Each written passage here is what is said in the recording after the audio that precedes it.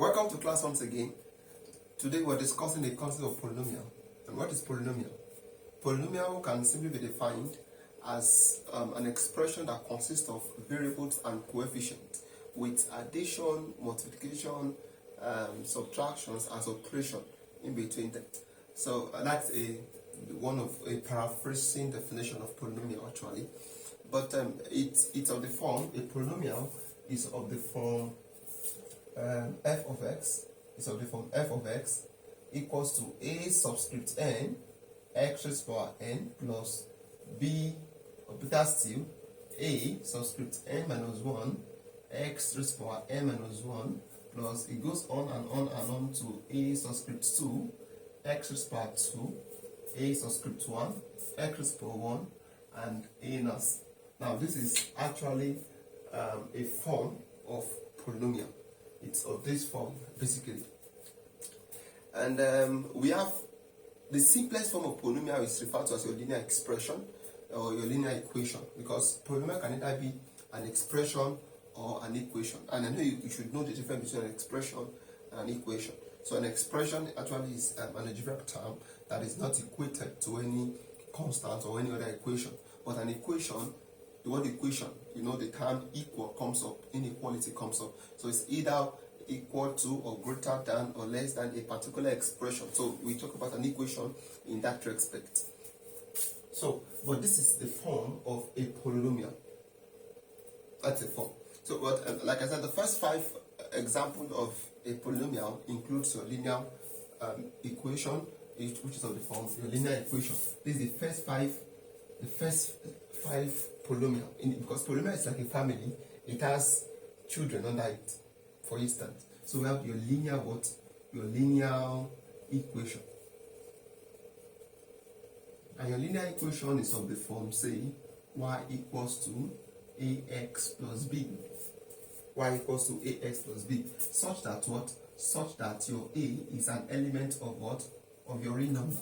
What I mean by real number is numbers that is between minus infinity and plus infinity, numbers that are continuous in nature. So the second one is called our quadratic equation.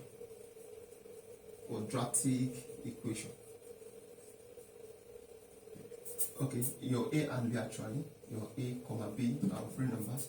Then quadratic equation is of the form y equals to ax squared plus bx plus c, such that your a comma b comma c are also a constant. Do you understand? So, and the third one is called your cubic equation. Your cubic equation of the form y equals to ax raised to power 3 plus bx squared plus cx plus d. This is called a cubic equation, and we know that your a such that your a, b, c, and d are also constant. Then you have your fourth one to be called your your quartic equation. A quartic equation, which is a polynomial to the highest power of 4 plus bx raised to power 3 plus cx squared plus dx plus e, such that your a, b, c, d, and e are also constant. And like I said, when discussing the first 5, you have your quintic equation. Your quintic equation is as well a polynomial, but it's actually of the form ax raised to power 5 plus bx raised to power 4 plus cx raised to power 3 plus dx squared plus cx plus ex plus f, such that a comma b c down to f is also a constant. So this is our first 5 terms, or first 5 equations under the term called polynomial. But in this class, we are pertinent about the second equation under polynomial, called the quadratic equation. That is quadratic equation. The quadratic equation. Now the question is, first of all, what is quadratic equation?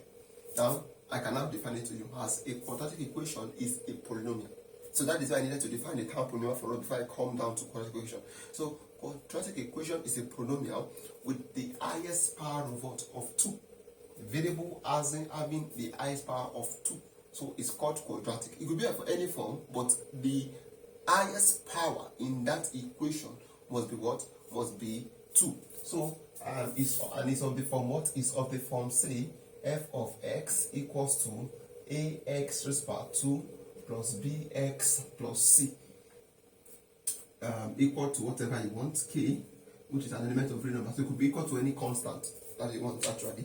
So I could have said 0, but let me put it to 0. So it's not a must, it is 0. It could be any number given to you, but the issue is that you have to understand the concept called the quadratic equation. So like I said from the beginning, that a quadratic equation is a polynomial with the highest degree of 2. So the next thing we could do with quadratic equation is to solve them. We try to get 2 roots.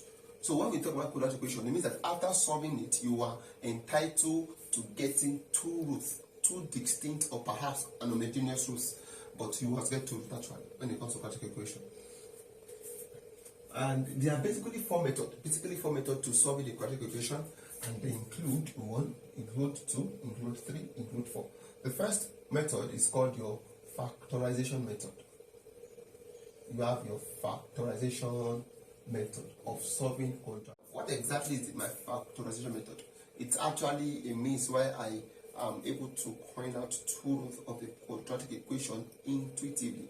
For instance, what if I ask you to give me 2 numbers, that when you add these numbers together you have 5, when you multiply the same number together you have 6. It's easy to get. Okay, 2 and 3, when I add 2 plus 3 I have 5, when I multiply 2 times 3 I have 6. So it's something that is easy to relate with. But what if I ask you to get me 2 numbers, so that when you add the numbers together you have 9, but when you multiply the numbers together you have 14. It's also easy to relate with. You have 2 and 7, 2 plus 7 is 9, 2 times 7 is 14. And what if I ask you to give me 2 numbers, so that when you add this number together you have minus 2, but when you multiply the numbers together you have 1. Then you talk about minus 1 and minus 1.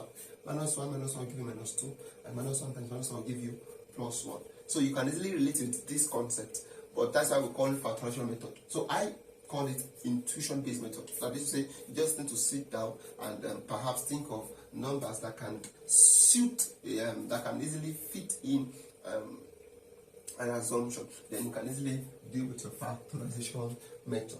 But when it comes to your completing the square method, then it's actually a step-based, a process-based method. We are going to look at this in this class as well. A process-based method, how we can actually solve from the very end to the ending point, following an algorithm, so that we can be able to get our final answer. The truth I made mention of, that is called the completing the square method. Then the next one is called the formula method. The formula method is actually when you arrive at, when you are solving the completing the square method, you arrive at x equals minus b plus or minus the square root of b squared minus 4ac all over 2a. That is what you arrive at when you are actually solving for what the completing, when you are solving through method of completing the square method. And the next one is called the graphical method. There we make use of the 2D Euclidean space, your Cartesian plane actually, your graph sheet I mean to say. So from that graph sheet you can easily get the 2 roots of the quadratic equation without stress by plotting some coordinates on your x and y axis. So you can easily derive the roots for that quadratic equation. Now, the 3 most effective methods is this last 3: your complete square method, your formula method, and your graphical method.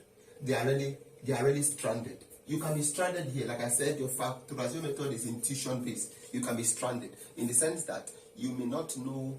For instance, if I ask you to give me 2 numbers, when you add it together, you have 1. When you multiply together, you have 14. You may not be able to get that. But when you go through these methods, you will be able to conveniently sort out the 2 roots we are talking about. Perhaps you may now dive into the complex form, but still you'll be able to get it. But not easily if you are to use it without this method. Do you understand? So, but before we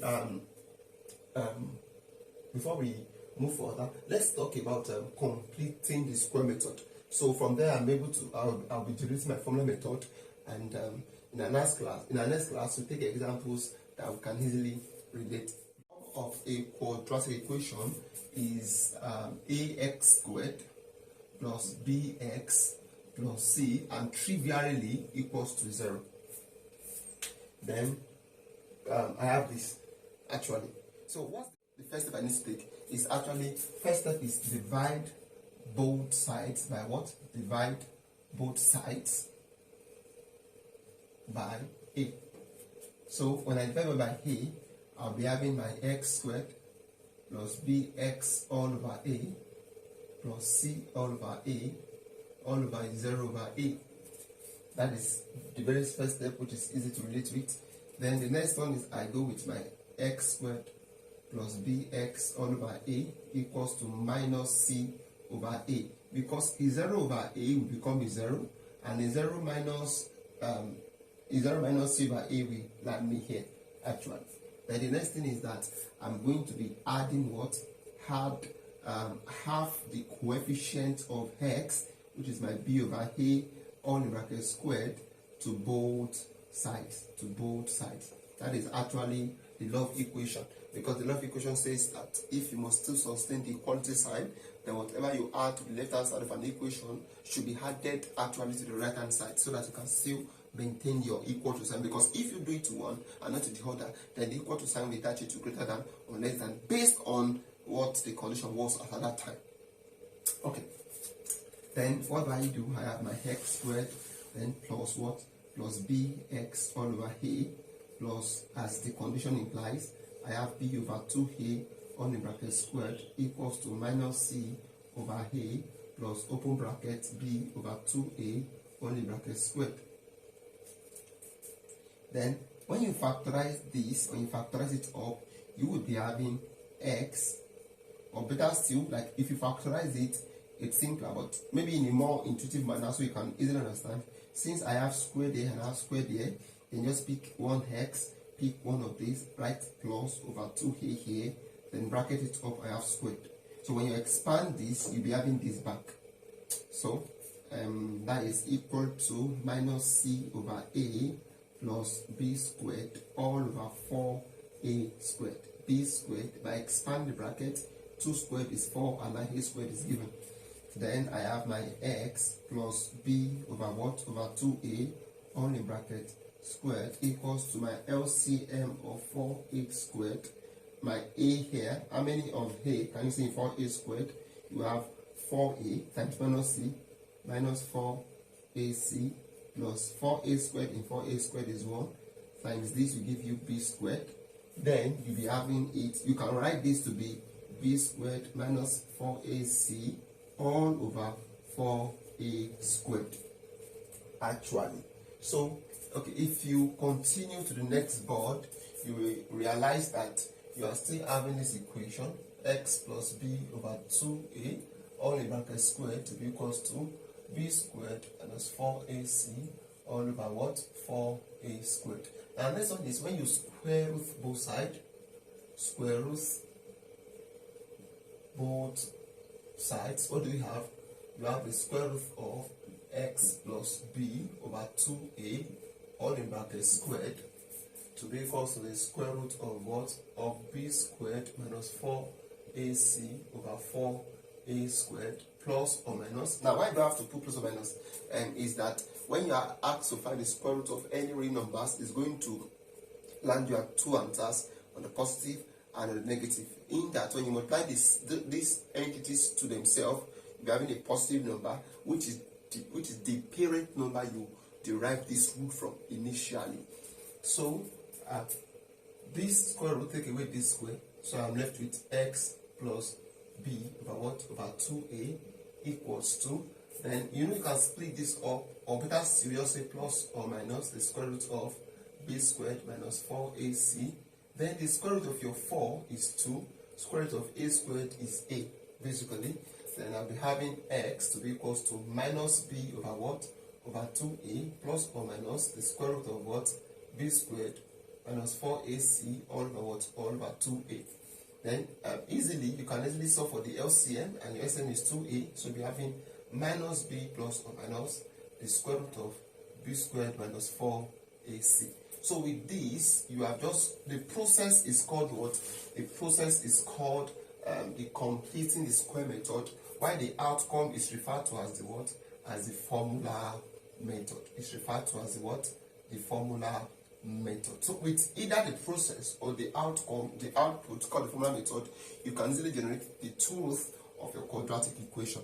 So in our next class, we'll be looking at the graphical method and examples as well. Thank you. Please do ensure you subscribe and share this video with family and friends.